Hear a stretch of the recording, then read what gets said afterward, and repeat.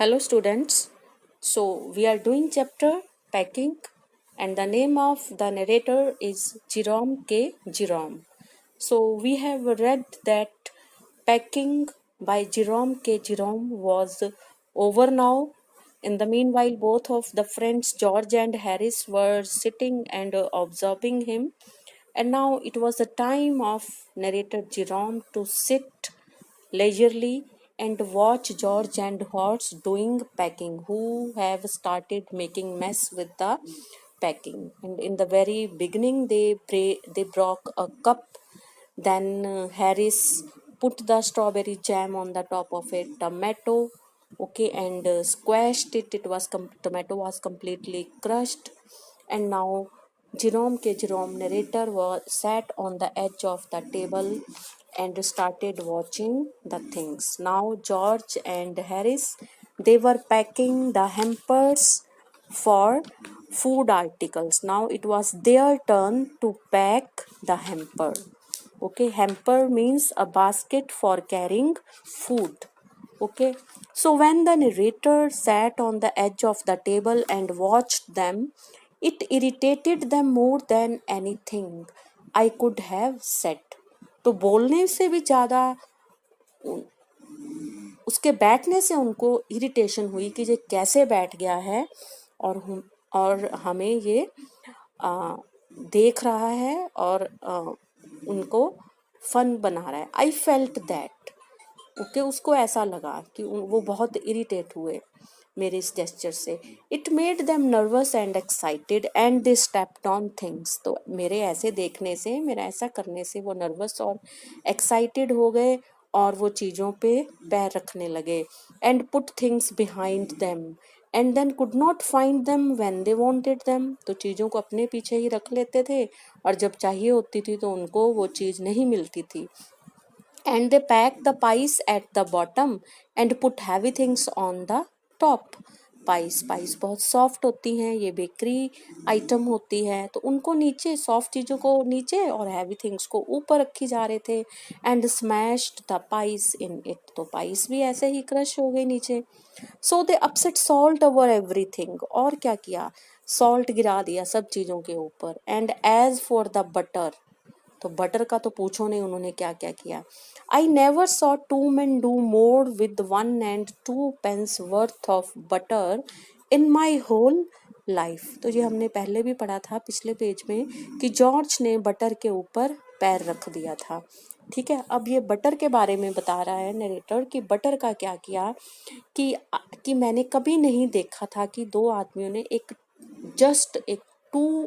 1 and 2 pence की कीमत का बटर होगा ये, जिसने उन दोनों को इतना घुमाया कि पूछो नहीं. ठीक है, तो narrator is saying that I never saw two man do more with 1 and 2 pence. Pence इसका सिंगुलर होता है पेनी. ओके, ये यूके की करेंसी है. ठीक है, कि इतनी छोटी सी कीमत के इतने थोड़े से बटर ने उनके क्या हालत की. 1 and 2 pence worth of butter in my whole life than they did. कभी मैंने अपने लाइफ में इतने कम इतने सस्ते, इतने थोड़े पैसों के बटर ने उनके साथ जो किया वो मैंने अपनी लाइफ में कभी नहीं देखा था. And George had got it off his slipper. तो जॉर्ज ने पहले तो उसको अपने स्लीपर से उतारा, क्योंकि हमने पहले पढ़ा कि जॉर्ज ने उसके ऊपर पैर रख दिया था. ठीक है, स्लीपर से बटर को उतारा. And they try to put it in the kettle. तो उसको उन्होंने सोचा कि कैटल के अंदर बटर डाल देंगे. Okay, but it won't go. तो बटर उस केटल के अंदर नहीं जा रहा था. And what was in would not come out. और जो केटल के अंदर पोर्शन था वो बाहर नहीं आ रहा था. Okay, but they did scrap it out at last. But finally उसने उसको खींच के बाहर निकाल लिया. And put it down on a chair and Harris sat on it. तो उसको एक चेयर पे रख दिया और हैरिस उस पे बैठ गया गलती से, उसको पता ही नहीं था. And it stuck to him. और जो बटर था वो उसके पीछे पैंट पे एडहियर हो गया, चिपक गया, ग्लू हो गया. And they went looking for it all over the room. और दोनों ढूंढ रहे हैं कि बटर गया तो गया कहाँ.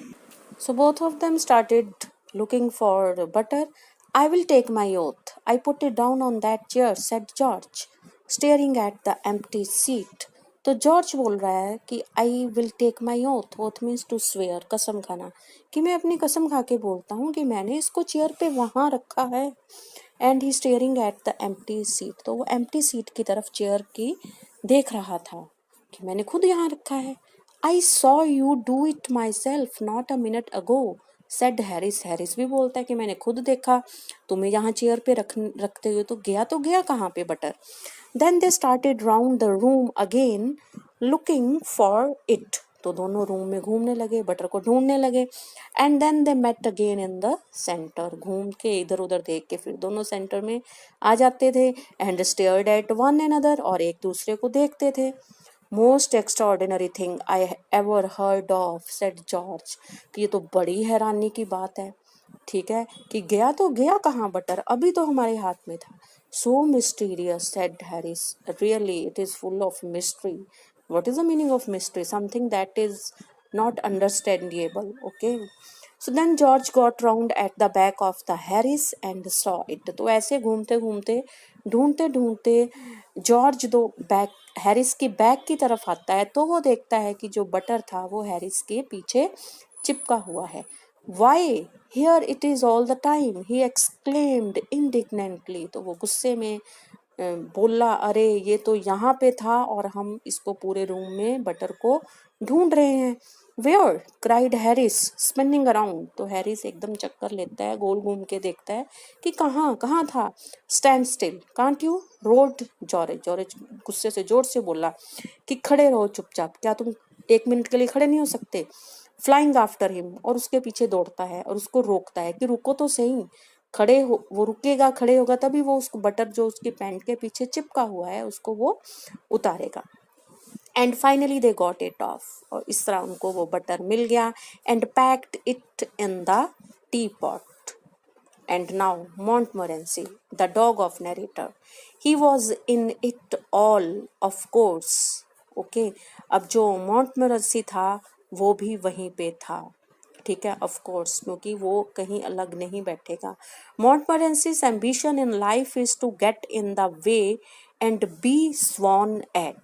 ओके, तो जैसे वो रूम में इधर उधर भाग रहे थे तो वो भी साथ में ही उनके भाग रहा था, तो उसकी लाइफ का शायद एम्बिशन ही था कि जब कोई काम कर रहा होता है तो उनके काम के बीच में आना। And be sworn at and get scolded at, be sworn at का यहाँ पे क्या मीनिंग है?